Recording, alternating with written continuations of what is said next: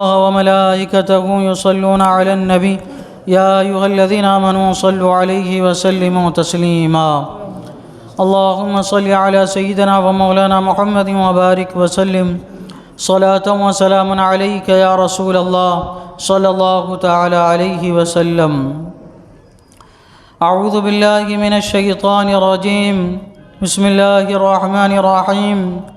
وشروه بثمن بخس دراهم معدودة وكانوا فيه من الزاهدين. اور بھائیوں نے اسے کھوٹے داموں گنتی کے روپوں پر بیچ ڈالا اور انہیں اس میں کچھ رغبت نہ تھی. کل کے درس میں حضرت یوسف علیہ السلام کے بیچنے کا ذکر ہوا کہ آپ کے بھائیوں نے آپ کو مالک بن دعران سے چند کھوٹے درہموں کے عوض جو ہے وہ بیچ ڈالا. اس کا اجمالی ذکر کل ہوا. اس کا تفصیلی ذکر کچھ اس طرح ہے کہ جب حضرت یوسف علیہ السلام کو کنویں سے نکالا گیا تو مالک بن دعران نے حضرت یوسف علیہ السلام کو چھپا لیا کہ کہیں قافلے والے بھی اس غلام میں اپنا حصہ نہ مانگنے لگے. حضرت یوسف علیہ السلام کے بھائیوں نے دیکھا اور مالک بن دعران کے پاس آئے، کہنے لگے یہ ہمارا غلام ہے، یا تو ہمیں واپس کر دو یا تو اسے خرید لو. حضرت یوسف علیہ السلام ان کی تمام باتیں سن رہے تھے مگر خاموش. 3 دن کی بھوک پیاس اور کنویں کی ٹھنڈک کی وجہ سے کانپ رہے تھے. بھائیوں نے پوچھا یوسف تم نے کنویں میں 3 دن کیسے گزارے اور کیسے نجات پائی؟ تو حضرت یوسف علیہ السلام نے فرمایا ایک ایسے کلمے کی وجہ سے جو ایمان کے دل میں اگا ہے اور ہمیشہ تر و تازہ ہے، جس نے اپنوں کو رلایا ہے، جس نے زندہ بھی کیا ہے اور ہلاک بھی، جس نے لوگوں کو جمع بھی کیا ہے اور متفرق بھی، جس نے آزادی بھی دی ہے اور قید بھی، بے چینی بھی دی ہے اور انسیت بھی، تندرست بھی کیا ہے بیمار بھی، جس نے اسرار کو چھپایا اور ظاہر بھی کیا ہے. وہ ایسا کلمہ ہے کہ اس کا کوئی مول نہیں. تو حضرت یوسف علیہ السلام کے بھائیوں نے کہا وہ کون سا کلمہ ہے ہمیں بھی بتائیے. تو آپ نے فرمایا اشہد ان لا الہ الا اللہ وان محمد رسول اللہ صلی اللہ علیہ وسلم. یہ کلمہ عبرانی زبان میں توریت میں بھی لکھا ہوا ہے. آپ فرمانے لگے 3 دن میں اسی کلمے کے ذریعے انسیت حاصل کرتا رہا. اب خریدار خریدنے کے لیے تیار ہوا اور بھائیوں نے گھٹیا قیمت میں حضرت یوسف علیہ السلام کو بیچ دیا. چند گنے ہوئے درہموں میں انہوں نے بیچ دیا. بعض نے فرمایا کہ 40 درہم سے کم تھے، 32 درہم تھے. بعض نے کہا کہ 14 درہم تھے، بعض نے کہا کہ 10 درہم تھے، بعض نے کہا کہ 7 درہم تھے. حالانکہ اس کے پاس 4 لاکھ دینار تھے.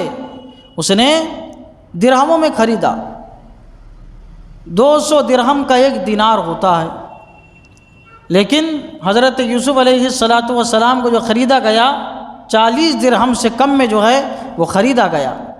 جب خریدار نے غلام کو خرید لیا، درہم دے کر کہا کہ ایک پرچے پر خرید و فروخت کی دستاویز لکھ دو تاکہ تم نہ بعد میں دعویٰ کر سکو کہ یہ غلام ہمارا ہے ہمیں واپس کر دو، اور نہ یہ غلام کچھ کہہ سکے کہ مجھے انہوں نے زبردستی پکڑ لیا تھا، یا یہ کہیں بھاگ جائے تو ہم لوگوں کو دستاویز دکھا سکے کہ یہ ہمارا غلام ہے اور ہم نے اس کو خرید لیا ہے.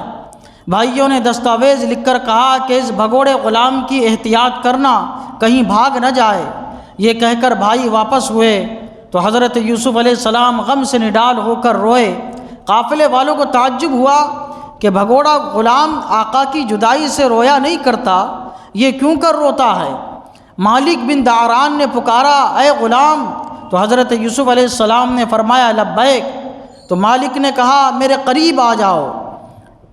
حضرت یوسف علیہ السلام قریب گئے تو اس نے بھائیوں کے کہنے کے مطابق پرانا کپڑا جو صوف کا بنا ہوا تھا، بہت وزنی اور بہت گرم رہتا ہے، اس کو پہنایا اور پاؤں میں بیڑیاں ڈال دی اور ہاتھ پیچھے باندھ دیے۔ حضرت یوسف علیہ السلام نے جب پیچھے مڑ کر دیکھا تو دور جگہ سب بھائی کھڑے تھے۔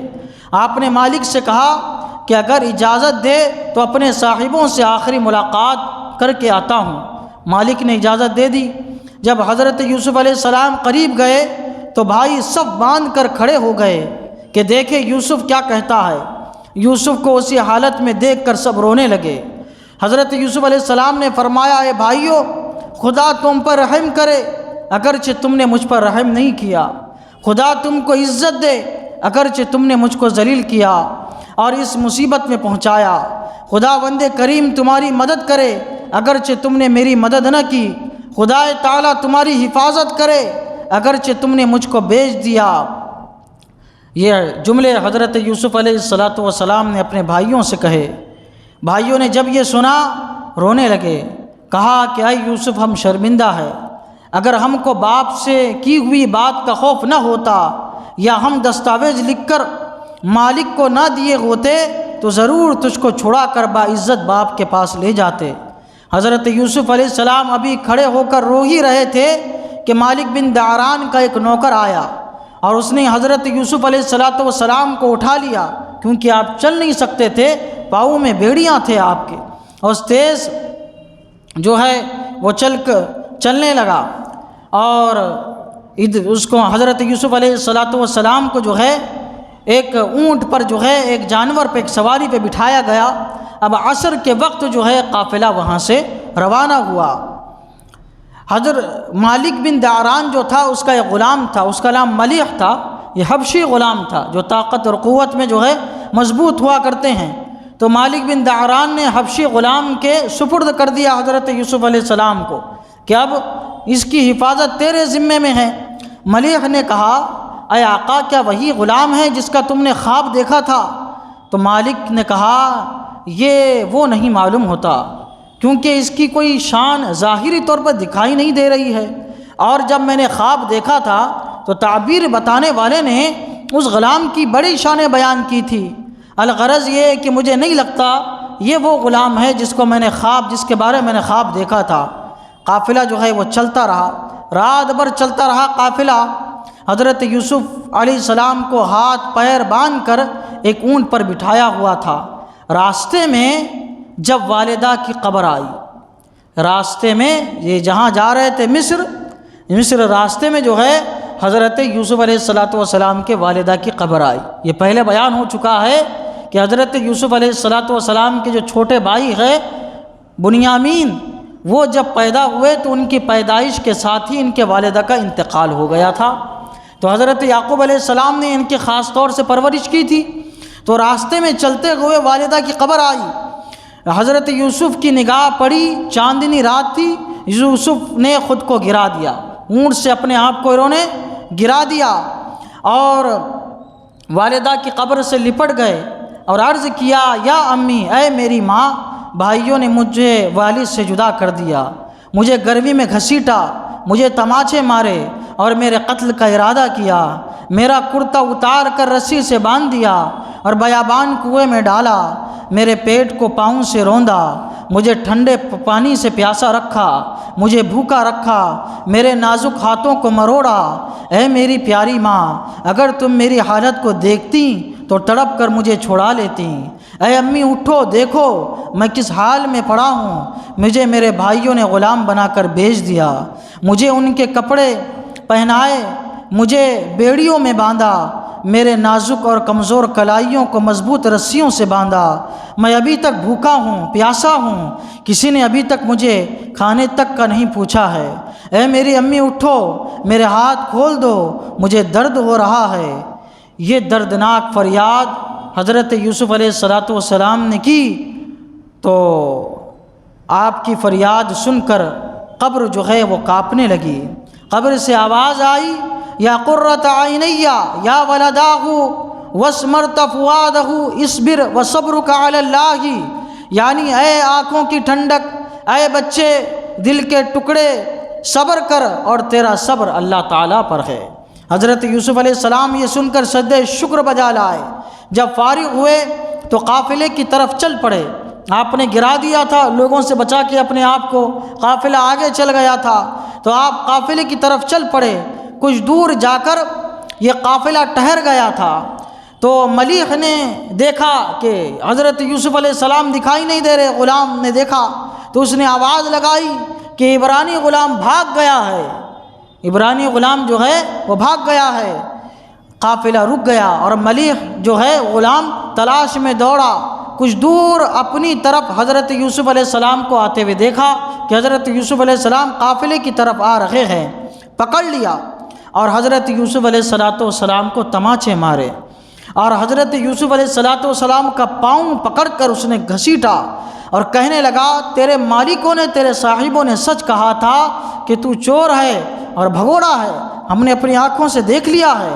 حضرت یوسف علیہ السلام نے فرمایا مجھ کو مت مار، میں بھاگا نہیں ہوں، میں تو قافلے ہی کی طرف آ رہا تھا، جیسا کہ تو نے مجھ کو دیکھا ہے کہ میں تیری طرف آ رہا تھا۔ میں مظلوم ہوں، راستے میں والدہ کی قبر پڑ گئی تھی، میں بے اختیار ہو گیا تھا، خود کو قبر پر گرا دیا تھا اور فریادیں کرتا رہا تھا۔ یہ گفتگو حضرت یوسف علیہ السلام اس غلام سے کر رہے تھے کہ قافلہ جو ہے آ گیا، قافلے تک یہ پہنچ گئے۔ حبشی غلام یہ ظلم پہ ظلم ڈھائے جا رہا تھا، اپنے آقا کو خوش کرنے کے لیے، مالک کو خوش کرنے کے لیے یہ ظلم پر ظلم ڈھائے جا رہا تھا، مگر حضرت یوسف علیہ السلام بھوکے پیاسے صبر کی تصویر بنے خاموش تھے۔ اس نے جو ہے دوبارہ اونٹ پر بٹھایا، اب قافلہ روانہ ہوا۔ اچانک ایک کالا بادل چھایا اور اس سے موٹے موٹے اولے جو ہے وہ پڑنے شروع ہو گئے اور قافلے میں بھگدڑ مچ گئی، سب پریشان ہوئے، انسان اور جانور جو ہے سب زخمی ہونے لگے۔ اولے جو پڑنے لگے تو سب جو ہے زخمی ہونے لگے، پریشان ہونے لگے، سمجھ میں نہیں آ رہا اچانک یہ کیا ہو گیا۔ جو مالک جو تھا، سردار جو قافلے کا مالک بن داران، اس نے آواز لگائی اے لوگو، اگر کسی نے کوئی گناہ کیا ہے تو ہلاکت سے پہلے توبہ کرے ورنہ سب ہلاک ہو جائیں گے۔ تو یہ غلام کو سمجھ میں آ گیا کہ میں نے جو ہے حضرت یوسف علیہ السلام کے ساتھ برا شروع کیا، اسی کی یہ سزا ہے۔